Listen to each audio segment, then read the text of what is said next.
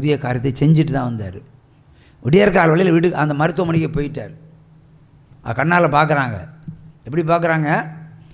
விடியற்காலம் அப்படியே இருள் விலகி வெளிச்சம் வர நேரத்தில் ஒரு பயங்கரமான ஒரு வெளிச்சம் அறைக்குள் புகுந்து இருக்கிறது. பயங்கரமான வெளிச்சம். அந்த வெளிச்சத்தை பார்த்த தாய் சற்று கண் அயர்ந்தாள். அல்லேலூயா. எலும்பி உட்கார்ந்தவா. எலும்பி ஆண்டவருடைய பிரசன்னம் அந்த அறைக்குள்ள போனது. அவள் சுருண்டுட்டா. சும்மா விழல, அப்படி சாய்ந்து படுக்க ஆரம்பிச்சுட்டா.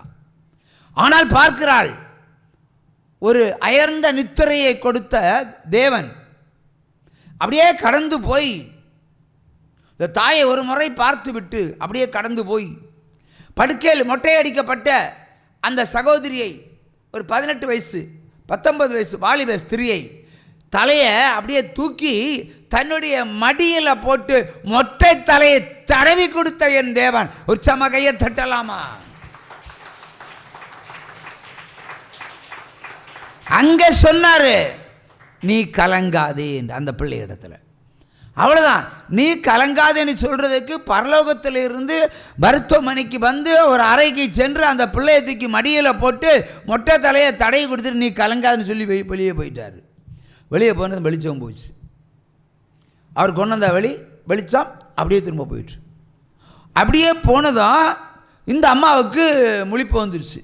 இந்த அம்மா சொன்னதாக நான் இப்போ திரும்ப சொல்கிறேன். முழிப்பு வந்துடுச்சு. நிஜமா? அவளுக்கே கேள்வி, நிஜமா? அப்படியே பார்க்கிறாள். எல்லாம் நினைச்சு பார்க்குறான். ஆச்சரியத்தில் இருக்கும்போது அந்த பிள்ளை எழும்பி சொல்லுது, மம்மி, ஜீசஸ் டாடி வந்தாங்க, என் தலையை தூக்கி மடியில் வச்சாங்க, மொட்டை தலையை தடவிட்டு கலங்காதுன்னு சொல்லிட்டு நான் இப்போ தான் போனேங்க மம்மி. கையை தட்ட மாட்டீங்களா? கேட்டு தான் வாங்கணும்.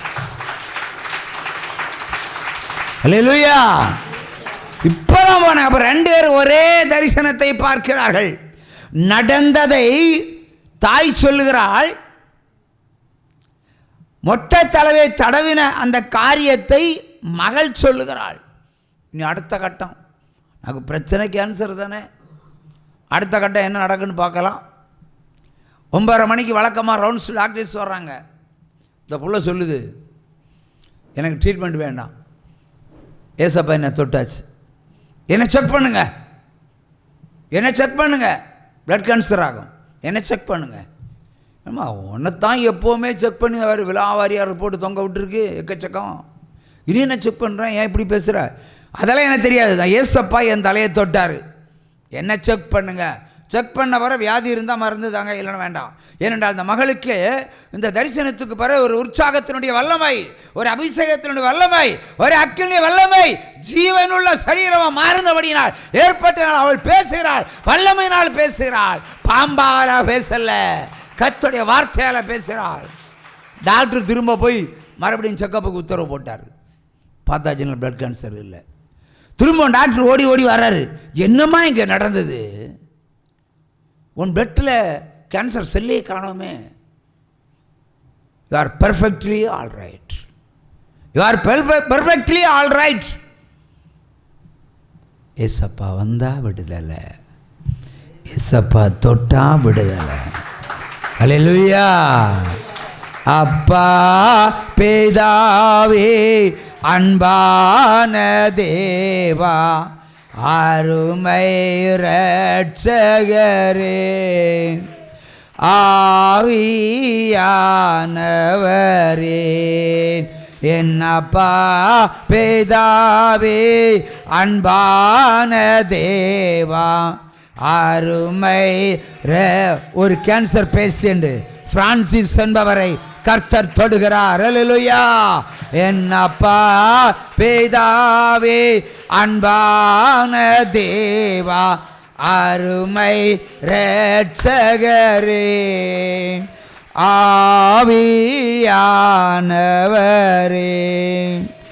எங்கோ நான் வாழ்ந்தேன், அறியாமல் அலைந்தேன், என் நேசர் தேடி வந்தேன்.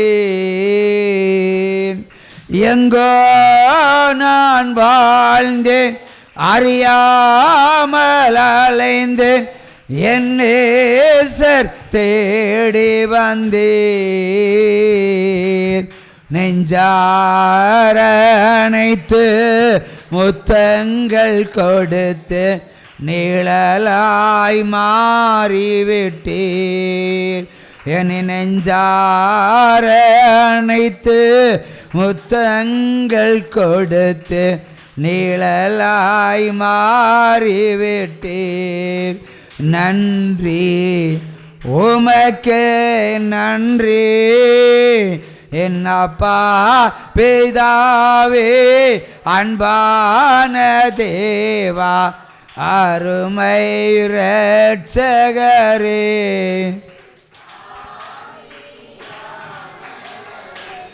என் அப்பா பிதாவே அன்பான தேவா அருமை இரட்சகரே. ஆவியானவரே இரவும் பகலும் ஐயா கூட இருந்து என்னாலும் காப்பவரே.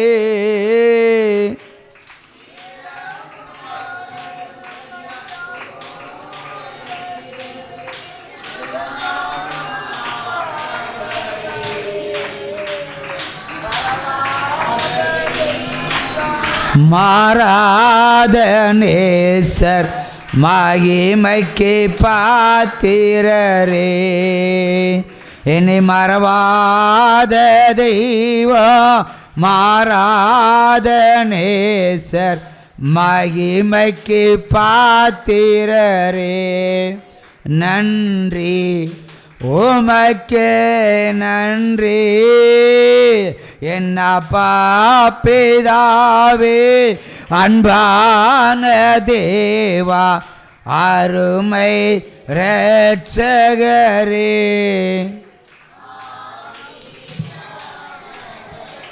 அல்லேலூயா அல்லேலூயா. ஆகவே மகிமைக்கு பாத்திரான தேவன் எப்போ போனார்? ஒரு பொருத்தனைக்கு பின்னாடி தான் போனார். பொருத்தனை தான் பிரம்மாணம். தாவீது பொருத்தனை செலுத்துகிறான், யாக்கோபு பொருத்தனை செலுத்துகிறான், ஈசாக்கு பொருத்தனை செலுத்துகிறான், ஆபிரகாம் பொருத்தனை செலுத்துகிறான், நோவா பலியிடுகிறான். ஆதியாமத்தில் காயினும் ஆபேலும் பலி கொடுக்கிறார்கள், காணிக்கைகளை கொடுக்கிறார்கள். அல்லேலூயா. அன்னாள் பொருத்தனை பண்ணி பிள்ளை பெறுகிறாள், மனவா பொருத்தனை பண்ணி பிள்ளை பெறுகிறான், சாலமோன் பொருத்தனை பண்ணி 1000 ஆடுகளை சர்வாங்க தகன வழியாக செலுத்தி ஞானத்தை அறிவை புத்தியை பெற்றுக்கொள்கிறான். ஆபிரகாம் தன் குமாரனுக்கு லஞ்சம் கொடுத்து பெண் கொள்கிறான்.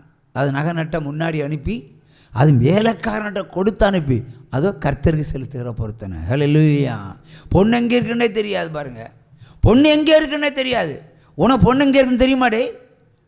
தெரியாது. லவ் பண்ண பொண்ணு எங்கே போச்சு? ஓடி போயிட்டாளா? வேற கல்யாணம் பண்ணிட்டு போயிட்டாளா? அவளும் கல்யாணம் பண்ண இல்லையா? அப்போ சேர்த்து வச்சுருவோமா வேண்டாமா? என்ன பிரதர்? மறக்கவா வேண்டாமா? இது அம்மா தான் பதில் சொல்லணும், ஏஞ்சல் தான் பதில் சொல்லணும். அப்போ மறக்க முடியல. மறுக்க முடியலையா? மறக்க முடியலையா? சொல்லுங்க, எதாருன்னு சொல்லுங்கள். நம்ம எல்லாம் ஒரு ஃபேமிலி தானே. லவ் பண்ண கூடான்னு நினைக்கிறீங்க, கடவுளை மட்டும் லவ் பண்ணுங்க. கடவுளை லவ் பண்ணால் ஒரு பிரச்சனையும் இல்லை. தேவையான பொண்ணை மடியில் போட்டுருவார். மறக்கலாமாப்பா? மறக்கவும் முடியல. தலையை தடவாதீங்க, நீங்கள் ஊழியக்காரராக. பெண் என்பது இப்படி ஒரு பவர் இருக்குது இல்லையா பிரதர்? ஆண்களெல்லாம் வட்டாகிறது அப்படி தானே? என்னைய ஒரு பொண்ணு வட்டாகனா மெண்டல். பிஏ படிக்கும்போது போஸ்ட் ஆஃபீஸ் ஜங்ஷனில் இருக்கிறான். பரீட்சை எப்படி எழுதுன்னு கேட்டேன், பதில் சொல்லலை. போடி நாயன்னு விட்டேன், அவ்வளோதான், முடிஞ்சு போச்சு. இன்றைக்கி அந்த பொண்ணை பார்த்ததும் கிடையாது, தேர்ந்ததும் கிடையாது. கடவுளை நெசிங்கப்பா, கடவுளை லவ் பண்ணுவ. இதே மாதிரி ஒரு முட்டாளையாவது கையில் தருவார், உற்சவமாக கையை தட்டுங்க. அல்லேலூயா. ஏன்னா இந்த உலகத்தில் மிகப்பெரிய கோழைத்தனம் முட்டாள்தனம் தான் இல்லையா? நமக்கு ஞானம், யாக்கோபு 3:17 சொல்லப்பட்ட ஞானம், இது ஞானம் இல்லைன்னா அவ்வளோதான். ஏன் நம்ம எல்லாம் இயேசு கிறிஸ்துவை தேடினபடியும் இங்கே வந்து உட்காந்துருக்குறோம். சிலவங்க அந்த கிறிஸ்துவ தேடினாலும் அங்கேயெல்லாம் உட்காந்துருக்காங்க. அப்படி தானே? சண்டே ஆராதனையில் அடியும் இடியும் வாங்கிறது எங்கே? ஜீவொலியில் தானே கிடைக்கும், வேற எங்கே கிடைக்குமா? அங்கெல்லாம் பெரும் மகிழ்ச்சி. நமக்கு அப்படி இல்லை. அடி இடி உத விடுதலை ரட்சிப்பு எல்லாம் சேர்த்து கொடுக்குற ஒரே ஊழியம் இங்கே தான். அந்த காலத்துலேருந்து இந்த காலம் வரைக்கும் அப்படி தான். பாவிகளுக்கு அடி, அடுத்து மிரட்டல், பிளாக்மெயில் எல்லாம் இங்கே தான் உண்டாகும். நீ கீழ்ப்படியலைனா உன்னை வேரோட வேரோட பிடுங்கி எரிந்து அழிப்பேன் சொன்னால் செஞ்சிருவார். சொல்லித்தான் நிறைய சாவலை அனுப்பியிருக்காரு இந்த ஊழியத்தில். ஒரு சம கையை தட்டலாம் இல்லையா? ஆகவே பிரதர், நீங்கள் என்ன பண்ணுறீங்கன்னா இனி லவ் பண்ணுங்க கடவுளை மட்டும். பெண்ணுங்களை நம்பக்கூடாது என்பதுக்கு ஒரு அடையாளம் சொல்லட்டா? யாருக்குன்னு சொன்னதான். இந்த பட்டினத்தாரை கேள்விப்பட்டது உண்டா? பட்டினத்தார் கேள்விப்படலை. ஒரு புலவர். அவர் இந்த ராஜாக்களுக்கெல்லாம் பாட்டு பாடி நகை நட்டெல்லாம் வாங்கிடுவார். அன்றைக்கெல்லாம் பணம் இல்லையே, 1/2 கிலோ தங்கம் 1 கிலோ தங்கம் அதை கொண்டு போவோம். அதை கொண்டு போய் வீட்டில் வந்து குடிசை வீடு தானே, அன்றைக்கெல்லாம் டெரஸ் கட்டுறம் கிடையாதுல்ல, குடிசையில் மண்பானை பாத்திரத்துக்குள்ளே போட்டு அமுக்கி வச்சுருவாங்க, இல்லைன்னா கிளி கட்டி தொங்க விட்டுருவாங்க. அப்போ அவர் வந்து கடவுளை விட பொண்டாட்டி தான் அதிகம் நேசித்தார். பிரசங்கி சொல்லுகிறான், உன் மடியில் படுத்து கிடக்கிற இடத்துல வாயை திறக்காத, உன் பொண்டாட்டி கேட்டால் வாயை திறக்காத, அவளை நம்பாதேன்னு பிரசங்கியே சொல்லி வச்சிருக்கிறான். 1000 பேர்ல ஒரு புருஷரை கண்டு ஒரு ஸ்திரியை நான் காணவே இல்லை என்று பிரசங்கி சொல்லி இருக்கிறான். அதை நிறைவேறி கொண்டிருக்கிற ஆண்களை விட இன்றைக்கு அதுக்கு மேலே வேண்டாம், உற்சாகமாக கையை தட்டலாம். அவன் போய் நண்பன் இடத்துல சொல்லுகிறான் பாருங்க. எப்படி சொல்லுகிறான்னா, இது உங்களுக்கு மற்றவங்க கேட்கட்டேன், உங்களுக்கு ஏன்னா மறக்க முடியலன்னு சொல்கிறீங்களா, அதனால இந்த மறக்கக்கூடிய மருந்தை உங்களுக்கு தருகிறேன். அவர் சொல்ல, என் பொண்டாட்டி நல்லவடா, ஓம் பொண்டாட்டியோட என் பொண்டாட்டி நல்லவா, என்ன பாசம் தெரியுமா? உடனே அட போடா, ஒரு பொம்பளையும் நம்பக்கூடாதுன்னு. ஏன்னா அவன் பொண்டாட்டி மேலே அவனுக்கு நம்பிக்கை இல்லை, அதனால் அவன் சொன்னான் ஒரு பொம்பளையும் நம்பக்கூடாதுன்னு.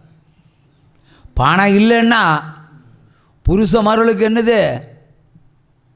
என்னது செருப்படி தான் கிடைக்கும். சம்பாதிச்சு கொடுக்கலன்னா, சம்பாதிச்ச காசை பொண்டாடிகளை கொடுக்கலன்னா அதோட பிரச்சனை ஆயிரும். இன்னும் அவன் சொல்லி குழப்பி விட்டான், இவனுக்கும் குழப்பம் உண்டாது. புலவர் அல்லவா, குழப்பி விட்டால் குழப்பம் தானே வரும். அவர் யோசித்தார், தன் மனைவியை பணத்தை நேசிக்கிறாளா என்ன நேசிக்கிறாளான்னு அறிந்து கொள்வதற்காக அவர் போய் மனைவி இருக்கும்போது மகனுடைய கண்கள் படும்படியாக எல்லா பொருட்களையும் எல்லா நகை நட்டெல்லாம் ஒரு கிளின்னு நம்ம வேட்டியில் வச்சு கட்டி அவர் முடிச்சா போட்டு மனைவிக்கு தெரியாமல் கூரையில் தொங்க விட்டுட்டார். இந்த மனுஷன் எல்லாம் சேர்த்து வைக்கிறானு பார்த்துட்டே இருந்தாங்க. ஆனால் எங்கே தொங்க விட்டாங்கன்னு மட்டும் தெரியல. விடிய காலம் பழைய காலத்து ஆட்கள் இந்த ஆற்றுக்குள்ளே இருந்தாலும் மூச்சை பிடிச்சிக்கிட்டு ரொம்ப நேரம் இருப்பாங்க. பொம்பளைங்கள் ஆம்பளைங்க தான் அதிகமாக இருப்பாங்க. இவர் மூச்சு தன்னை செத்தது போல் படுத்து கிடந்துட்டார். வழக்கமாக கரப்பட்டி காப்பியை கொண்டு வராங்க மனைவி. அவங்க பேர் சொல்லி கூப்பிட மாட்டேன், இஞ்சி இருங்கன்னு சொல்லிவிடுங்க. அப்படி சொல்லி தட்டி எழுப்புனா மனுஷன் செத்துட்டான். அவ உறுதி பண்ணிட்டா, காதை வச்சு பார்க்குறா, நெஞ்சு துடிக்குதான், இல்லை செத்து போச்சு, முடிஞ்சு போச்சு. உடனே உண்மையான பொண்டாட்டின்னு அழணும் இல்லை, இந்த பொண்டாட்டி அழலை. ஒவ்வொரு பானையாக கவிழ்த்துறா. இந்த நகையெல்லாம் எங்கே போச்சு, இந்த மனுஷன் எங்கே, எல்லா சட்டி பானையும் பார்த்தாச்சு, அடுப்பங்கரையில் எல்லாம் தோண்டி தோண்டி பார்த்தாச்சு, எங்கேயாவது புதைச்சி வச்சுருக்கான்னு பார்த்தாச்சு, ஓரிடமும் இல்லை. இந்த மனைவிக்கு ஒரே டென்ஷன். கடைசியில் வந்து பார்த்தா, நாயை நீ செத்து போன, நகை எங்கே வச்சுட்டு சொல்லிட்டு போய் செத்துடலாமான்னு காலாக ஒரு மிதிச்சிட்டா. பார்த்துட்டு அப்படி யதார்த்தமாக பார்க்கும்போது நேரம் நிற்குது கிளி. ஆஹா, எப்படி இருக்கும்? அவள் எப்படி நினச்சிருப்பா? ரொம்ப ஹாப்பியாகி எட்டி பிடிச்சான். ஆனால் பிடிக்க முடியல. பழைய காலத்து வீட்டில் ஸ்டூல் இருக்குமா, சேர் இருக்குமா, இருக்காது. அன்னைக்கு தரை தான் அன்னைக்கு சீட்டு இல்லையா? ஒரு காலத்தில் நம்ம ப்ரேயர்லாம் என்ன பண்ணுவோம், தரையில் உட்கார வச்சு தானே பண்ணணும். ஒரு 25 வருஷம் முன்னாடின்னு வச்சுருவோம். இப்போ நம்ம சேரில் உட்காடுறோம். அன்னைக்கு அந்த காலத்துக்கு முன்னாடியே வெறும் தரை தான். அது சாணிப்பட்ட தரை, ஓலை பரம்பு.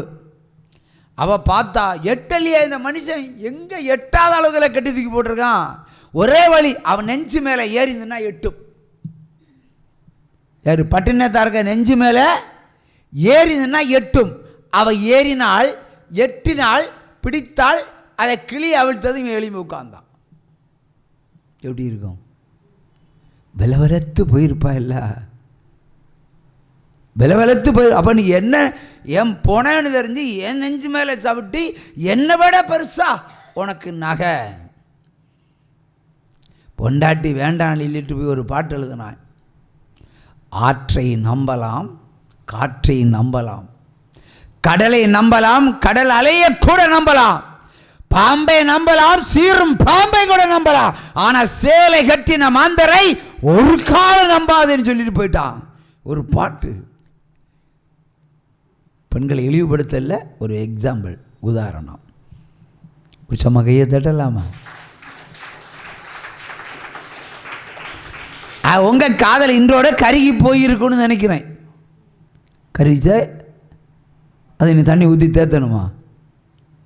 அப்போ இதை கருக விட்டுரு, புது ஆளை கொண்டு வந்து சேர்த்துருவார். கை தட்டலாமா? அப்போ எத்தனை பிள்ளை? இப்போ 2. கடவுளே திருந்தவே மாட்டார் இவர். உங்கள் அம்மாவுக்கு எத்தனை பிள்ளைங்க? 2 பிள்ளைங்க. அதான் 2. முதல்ல அடி அம்மா வட்டிக்கணும். உலகத்தில் பிள்ளை பிரசவிப்பதற்கு ஐயா பயப்படுறீங்க நீங்க? என் குடும்பத்தில் 10 பேர், 4 ஆண்கள் 6 பெண்கள்.